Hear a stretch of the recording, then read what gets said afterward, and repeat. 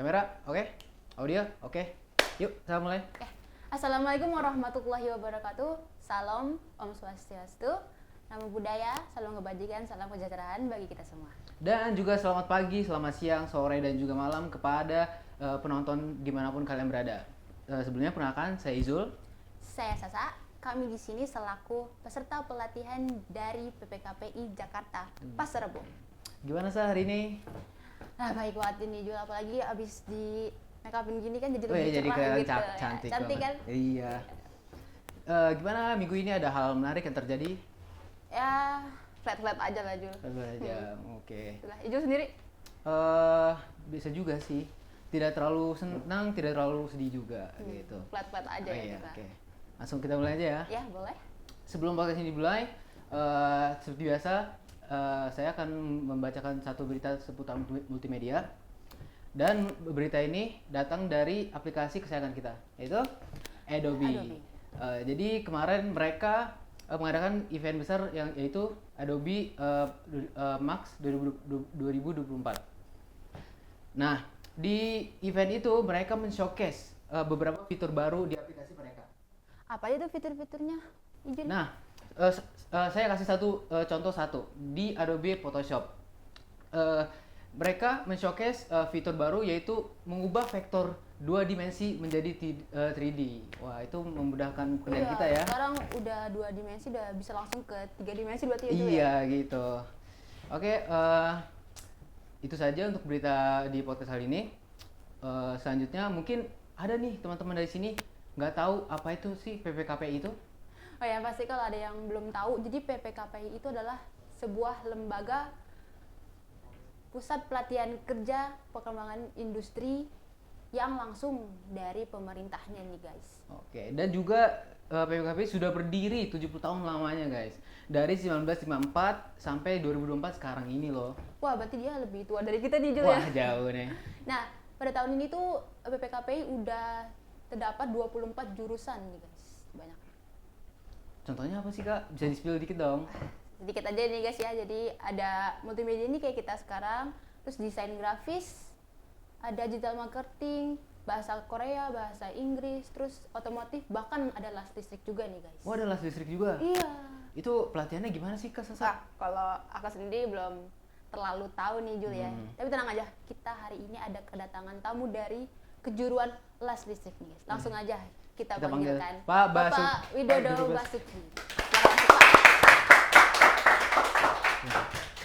Silakan dulu Pak. Pak Basuki, gimana kabarnya? Alhamdulillah. Alhamdulillah, baik ya Pak. Cerah banget di Pak hari ini. Iya. Amin. Oke teman-teman, sebelum kita memperdalam pengetahuan tentang listrik, mungkin kita ajak kenalan dulu nih instruktur yang hebat ini di samping kita nih. Boleh Pak diperkenalkan diri Bapak? Baik, nama saya Widodo Basuki ya. Sebetulnya dari karir saya itu saya masuk di dunia las sebetulnya itu dari masuk BLK itu tahun 1986.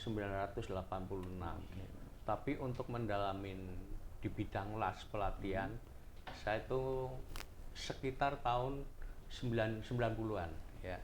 Jadi mulai tahun 90-an saya udah mulai belajar ngelas itu baru dari dasar maupun nyampe ke belajar ngelas pipa. Lalu dari Ya. Pak Basuki sendiri emang suka passion dari las listrik ini apa gimana? Awalnya tidak, Oh. karena itu suatu tugas waktu saya dipanggil untuk menjadi awalnya calon asisten instruktur ya awalnya. Terus saya belajarnya ya mulai pengelasan itu dari tahun 90-an ya. Terus mulai tahun 90 kalau nggak salah itu dari dasar nyampe ngelas pipa, nyampe kebetulan saya udah diperbantukan untuk mengajar. Oke, baik. Seperti itu. Wah. Teman-teman, Bapak Widodo Basuki ini udah tersertifikasi loh guys. Internasional teman-teman. Iya, itu boleh diceritain Pak? Baik ya. Nah, waktu itu saya juga udah kalau nggak salah mulai tahun 2003 saya itu mengikuti pelatihan untuk instruktur ya, selama sekitar 6 bulanan. Oke. Nah, setelah lulus, terus sekitar tahun 2005 kalau nggak salah ya, saya diikut sertakan ke Bandung untuk mengikuti sertifikasi Oh, yang sertifikasi. internasional itu. Asesornya juga orang luar sana ya, Pak? Orang-orang bule, Oh, orang bule keren. kebetulan ya, orang bule. Dan kebetulan saya di sana untuk background saya lasnya adalah yang satu las untuk GMAW dasar ya 3G, posisi 3G, yang satu pipa. Oh, Pipa, Oke, kelas-kelas listrik berarti pipanya, pipa 6G. Wah, keren juga teman-teman untuk perjalanan karir Pak Basuki di bidang las listrik ini, gitu. Berarti dia udah berjaya sebelum saya lahir nih Pak. Bapak udah mulai karir Bapak. Iya, oke, sebelum kita tanya yang lebih kompleks, pertanyaan paling kompleks gitu, kita mau tanya sih Pak, apa sih Pak las listrik itu? Las listrik pada umumnya disebut juga busur las. Oke. Ya, jadi sebetulnya itu sebuah proses pengelasan ya. Nah, jadi penyambungan dua buah benda atau logam atau lebih menjadi satu kesatuan yang kuat dengan cara memulai proses pemanasan. Proses panas. Panasnya itu kita memakai mesin dan menggunakan bahan tambah elektroda sebagai bahannya. Oke, baik. Jadi las listrik itu yang jelas itu menggunakan bahan tambah namanya elektroda, menggunakan elektroda. Kalau boleh tahu itu bedanya dengan las argon itu apa ya Pak? Oh, sangat beda ya. Kalau las argon itu ya dari mesinnya juga itu sangat udah lain lagi. Ya. Argon itu menggunakan gas, menggunakan tungsten, jadi bahan tambahnya juga kayaknya menggunakan pakai wolfram itu. Oke, Jenis itu. baik. Jadi Nah, gitu teman-teman, bedanya las argon dengan las listrik. Nah kalau buat ngelas Pak, saya kalau orang-orang awam kan taunya ya cuma ngelas-ngelas aja gitu, yang Iya. pastinya yang nggak gitu ada alat-alatnya gitu, peralatan yang digunakan sendiri itu apa sih Baik. Pak? Jadi kalau untuk las yang jelas kita harus punya mesin lasnya. Mesin las itu terdiri dari ada namanya holdernya. Holder itu sebagai alat untuk penjepit kawat lasnya. Penjepit antara itu ya Pak? Penjepit yang untuk bahan tambahnya, elektroda yang untuk ngelas, alat itu namanya holdernya. Terus ada namanya klem untuk kabel massa. Nah, dan ada juga elektroda itu sebagai bahan tambah. Dan alatnya itu ada satu lagi meja, itu harus ada meja kerja. Dan ada bahan tambah juga, alat bantu maksudnya. Iya. Alat bantu meliputi kayak gerinda, Palu gitu, kayak Pak. kikir, Oh, palu iya. terak, banyak, chipping hammer, sikat kawat, rotary brush, banyak sekali itu jenis-jenisnya alat-alatnya. Peralatannya sama sekali nggak familiar di saya Pak. Itu Betul, Pak. betul, betul. Untuk teknik-teknik yang diajarkan di kejuruan Bapak itu seperti apa sih Pak? Teknik-teknik las listriknya? Teknik las listrik, jadi teknik las listrik yang di kejuruan kami itu meliputi ada berapa posisi. Jadi ngelas itu ada namanya posisi di bawah tangan. Posisi di bawah tangan. Ngelasnya posisi bawah tangan berarti posisi ke bawah ya. Itu ada di bawah tangan. Terus ada lagi namanya ngelas posisi horizon, berarti pengelasannya mendatar. Ada lagi namanya ngelas posisi vertikal, ngelasnya naik Naik ke berarti. atas, oke. Terus ada satu lagi ngelas posisi overhead, berarti di atas kepala. Oh gitu. Dari yang dijelasin Pak Basuki ini sangat-sangat ya tidak familiar dengan saya. Mungkin bisa Bapak Basuki jelaskan, misalkan orang awam seperti saya nih mau belajar las listrik itu tingkat kesulitannya gimana Pak? Tingkat kesulitan banyak. Belajar ngelas itu terutama itu dari dasar dulu ya. Dari dasar dulu yang tadi saya sebutkan dari posisi di bawah tangan dulu. Kalau di posisi di bawah tangan udah mampu, baru pindah ke posisi berikutnya, posisi horizon. Horizon udah bisa baru ke vertikal. Nah, tingkat kesulitannya pasti kita mengelas yang untuk posisi di atas kepala, namanya overhead, pasti sangat sulit. Itu perkiraan untuk bisa jago itu perlu berapa bulan sih Pak? Kalau masalah jago tuh ngelas belajar 1 tahun pun belum tentu mahir, ya. Karena las itu sifatnya seni. Oke. Jadi setiap siswa dari 20 siswa itu nggak ada siswa itu yang mendapat hasil yang sama dari 20. Pasti hasilnya lain semua dari 20 orang. Ada keunikannya juga Pak? Keunikan Jadi sifatnya lain, seni. Oke, sebelum saya masuk ke pertanyaan selanjutnya, saya mau tanya, ada nggak sih project kelas Bapak yang paling berkesan untuk Bapak? Project kelas pekerjaan. Kalau masalah pekerjaan itu kita kan sifatnya di sini membina ya, membimbing. Sebetulnya kalau untuk masalah ke siswa itu kan tergantung siswanya. Siswa itu ada yang bisa setelah lulus dari sini bisa wirausaha, ya. Jadi wirausaha mungkin dia mampu mendirikan membuka bengkel sendiri, atau mungkin dia bisa bekerja mungkin di pabrik atau di proyek atau di mungkin PT-PT lain yang sifatnya ada dengan pengelasan. Banyak lah di sini proyek-proyek misalnya kayak untuk pembuatan workshop atau mungkin jembatan atau mungkin nyampe kapal. Anak-anak kami kalau mungkin harusnya udah bisa. Oke, gitu teman-teman, sudah jelas ya. Nah Pak, kalau saya tuh suka ngeliat ngelas itu ada percikan-percikannya gitu kan Pak. Itu penerapan K3-nya dalam penjualan las listrik itu gimana sih Pak? Baik ya.